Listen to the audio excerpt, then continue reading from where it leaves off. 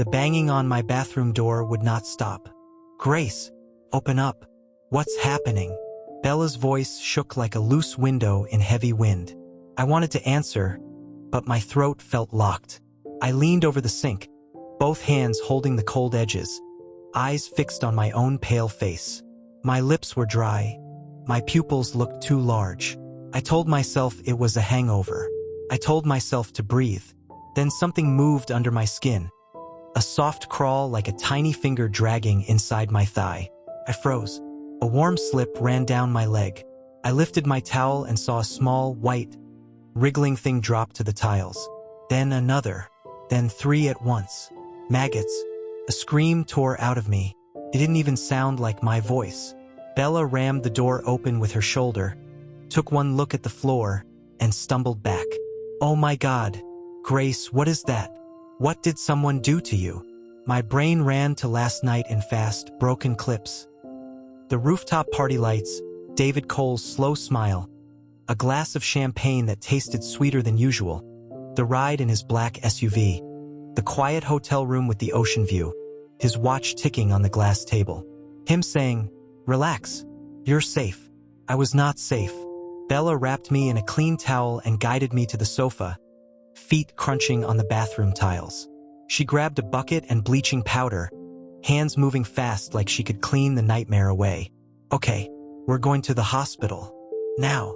My phone rang, unknown number. I pressed speaker. A calm male voice filled the room. "Grace, listen carefully. Do not go to a hospital. You were exposed to a temporary agent. If you go public, you will make it worse for yourself. Wait for instructions and it will pass." I swallowed. "Who is this?" "You know who I represent. David Cole." Bella snatched the phone. "She's calling an ambulance." "No," the voice said. "You won't. Check your mailbox in 10 minutes. The line cut. I stared at the blank screen, skin buzzing. The crawling came back, deeper now, like ants moving in a narrow tunnel. "Bella?" I whispered. "I think I'm dying." She squeezed my hand hard. "You're not dying. You're breathing. Look at me. Look at me." We heard car doors shut outside. Then the low idle of two engines. From our window, we saw two black SUVs that did not belong to anyone on our street. A man in a dark suit walked to our iron gate, looked up at our flat and nodded once, like he could see us through the curtain.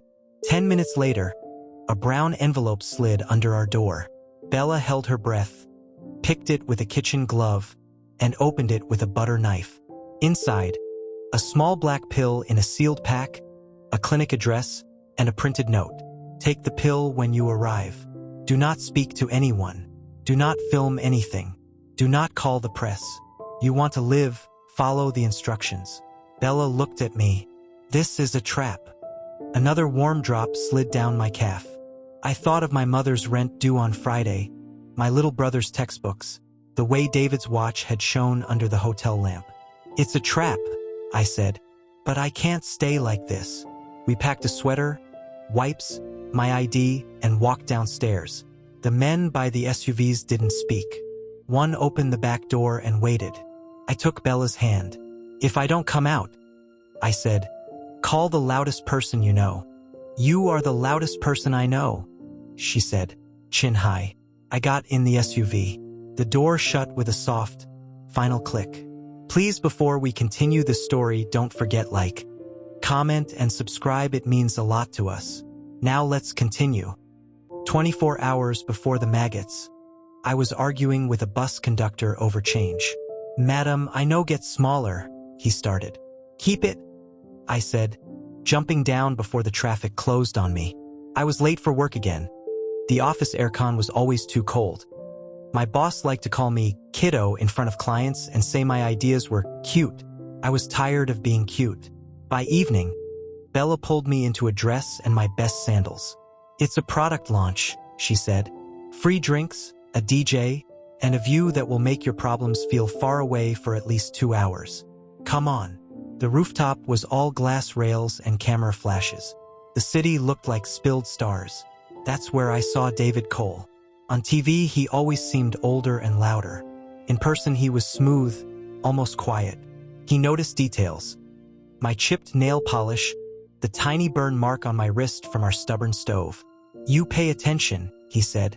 "That's rare." I laughed. "You say that to every girl?" "To every person who listens like you do," he said. He kept his eyes on my face when we spoke. It made me feel like I was the only one there. We talked about work. I told him how the team used my copy under someone else's name. He shook his head. "That's robbery with extra steps. Come with me. Let's breathe." We moved to a quieter lounge where the music was softer. A waiter brought 2 flutes of champagne. The bubbles were tiny and tasted like candy. "To unfair systems," he said, raising his glass, "and to bending them a little in our favor, to bending them without breaking ourselves," I said. He smiled. "You have lines. I like that." We took a picture against the skyline. He asked if I wanted a souvenir. I said yes. He took it with my phone. "If I post this, I'll trend," I joked. "Don't," he said, still smiling. "Unless you want too many eyes tonight." He led me to a black SUV. The driver greeted him by name. I told myself I was being bold, that I was allowed one reckless choice. The hotel lobby smelled like money and quiet. The room was all mirrors and ocean. He took off his watch and placed it on the glass table, face up like a small clock tower. He poured drinks again, this time from a crystal bottle. The taste was sweet and warm, heavier than champagne. I sipped, then sipped again. The room softened. He spoke. A word I didn't know, soft and low, like a prayer or a code. He touched my hair and I forgot the hard week, the cold office, the angry bus conductor. I forgot myself. The rest came in flashes. My laugh, his careful hands, the sound of the ocean far below. At some point the ceiling spun and I closed my eyes.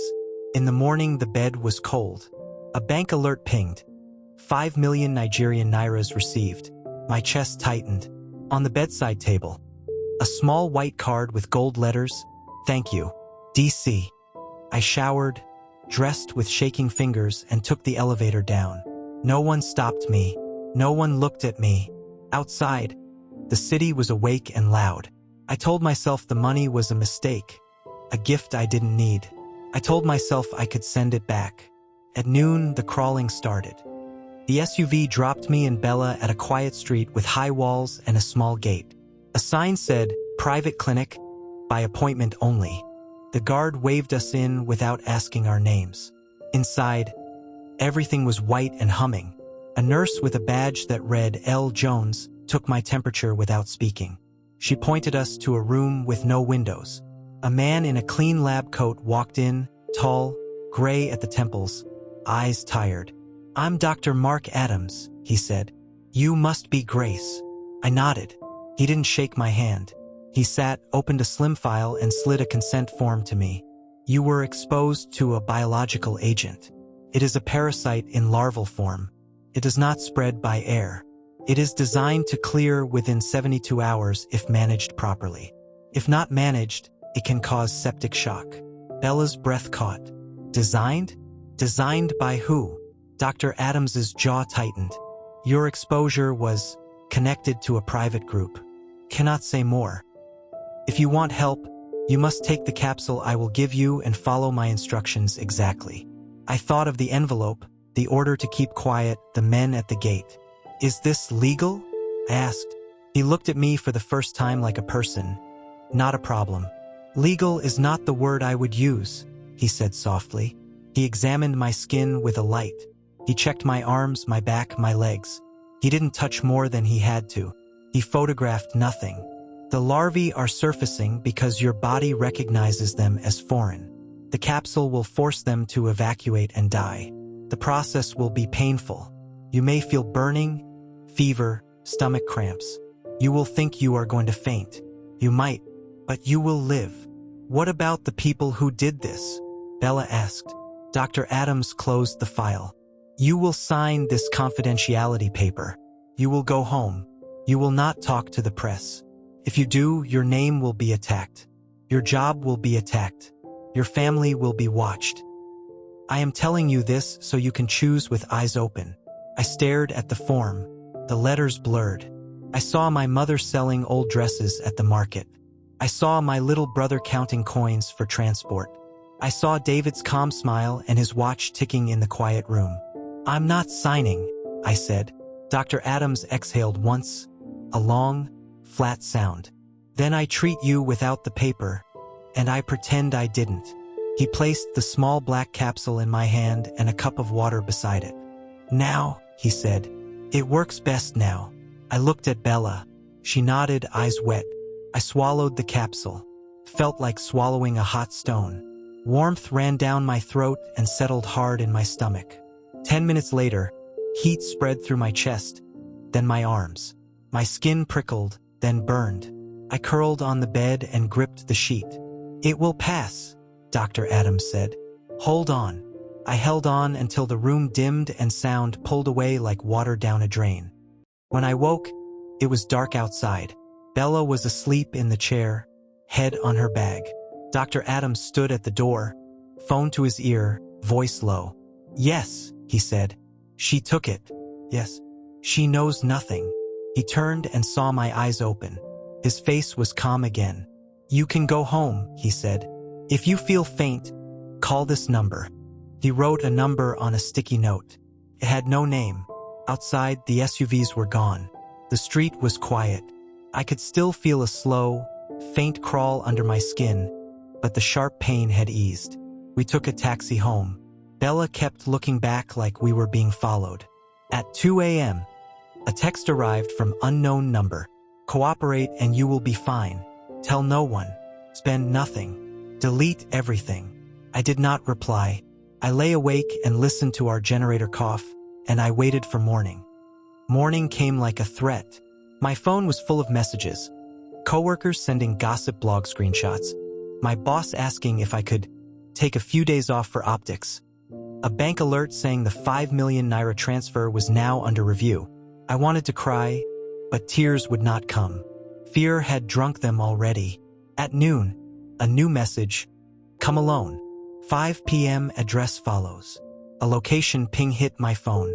It was a glass office building in Victoria Island I had seen on TV Cole Holdings. Bella grabbed her keys. "You are not going alone." "I have to look like I'm alone," I said. "But you don't have to be far." At 4:55 p.m., I walked into a lobby that smelled like fresh flowers and money. The receptionist typed my name and said, "Top floor." The elevator rose without a sound. My ears popped.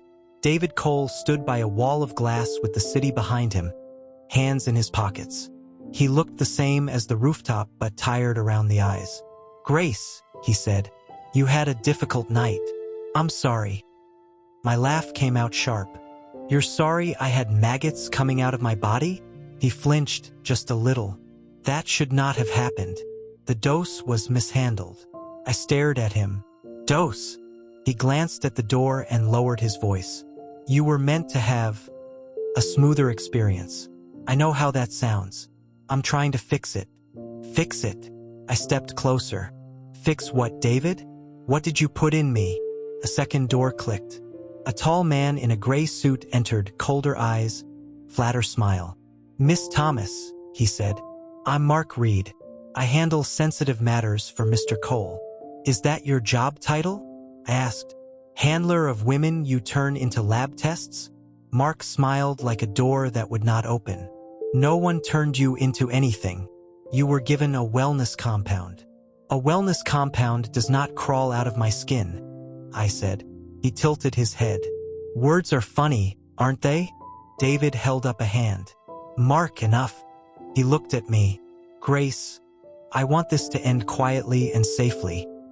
Your account will clear. Your name will never trend. You will be taken care of. All I need is your promise to keep this private." "Why me?" I asked. "Out of every girl in that room, why did you pick me?" He opened his mouth, but Mark answered first. "Because you were available. Because you looked like someone who would not cause trouble." The room went very still. David's jaw tightened. For a moment his charm fell away and I saw a man who was not fully in control. He turned to Mark. "Apologize." Mark did not. He placed a folder on the table. "Sign. We end this." I did not touch the folder. I took out my phone and pressed record. I set it on the table like I was putting down a small bomb. Say it clearly, I said. Say what you gave me. Mark's smile did not move. A supplement. And the side effect? I asked. Purging. Of what? Impurities. A laugh broke out of me, wild and short. My impurities wriggled. David rubbed his forehead. Grace, I didn't know the clinic would use that version. I thought. He stopped. He looked tired in a new way. I thought this was supervised. I picked up my phone. Then you should also know this. I'm not alone. He went still. What do you mean? Someone is waiting downstairs, I said. Someone not afraid of elevators or men in suits. David looked at Mark. Mark looked at me. No one smiled. I walked to the elevator and pressed the button. No one tried to stop me. When the doors closed, my legs started to shake all at once. I pressed my back to the mirror and breathed until the lobby arrived. Bella stood from a seat near a fake plant and put her arm around me. So, I said. They want it quiet. She nodded. Do you? I looked at the building name in the glass doors. I remembered the crawling, the envelope, the clinic, the way my body had felt like a room I did not own. I want to be safe, I said. And I want to be loud. We did not go to a big TV station. We went to a small online reporter Bella trusted, Victor King, a quiet guy who hated lies more than he loved clicks. He met us at a noisy cafe where the blender whined every 10 minutes. Talk, he said, placing his phone face down. And tell me what you can prove. I gave him the timeline, the rooftop, the hotel, the money, the maggots, the envelope, the clinic, Dr. Adams, the capsule, the meeting at Cole Holdings. Mark reads words. Available, purging impurities. Victor listened without blinking. Audio? He asked. I slid my phone across the table. He played the recording in his earphones, face turning from calm to hard. I'll need a second source, he said. Someone inside the clinic. Backup files. Anything. Bella leaned in. If we post this, will Grace be safe? Safe is not the right word, Victor said. But truth is a kind of armor.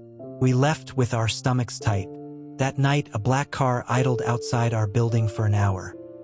It left when our neighbor came out with a big dog and a small prayer. At 10 a.m. the next day, Victor called. I found a former nurse. She says this has happened before. She has no proof, only memory. It's thin, but it's something. If we publish, they will call you a liar. They will say you begged for money. They will say you're bitter. I am alive, I said. I'll take bitter. At 6 p.m., the story went live. What happened to Grace? The parasite, the clinic, and the billionaire. He didn't call David by name, but everyone could read between the lines. The audio clip was there, to Mark's voice like a clean knife. The internet lit up. Some people believed me. Some people laughed. Some called me names I had never seen before. My boss messaged, "We need to part ways." My mother called and cried. Then she stopped crying and said, "Come home tonight. Eat first." At midnight, a statement appeared from Cole Holdings. We do not engage in any practice that harms any person. We support health and wellness initiatives only. A second statement followed 2 hours later. We are reviewing the actions of certain contractors. Contractors, not men, not choices. Contractors. The clinic shut down for maintenance. Dr. Adams texted me from a new number. You should leave the city for a while. I didn't leave. I changed my locks. I carried pepper spray. I walked in light. I learned to notice the same car twice. 2 weeks later, the bank unfroze my account and removed the 5 million naira transfer. My balance was back to the small number I knew well. I stood at the ATM and breathed like I had just come up from underwater.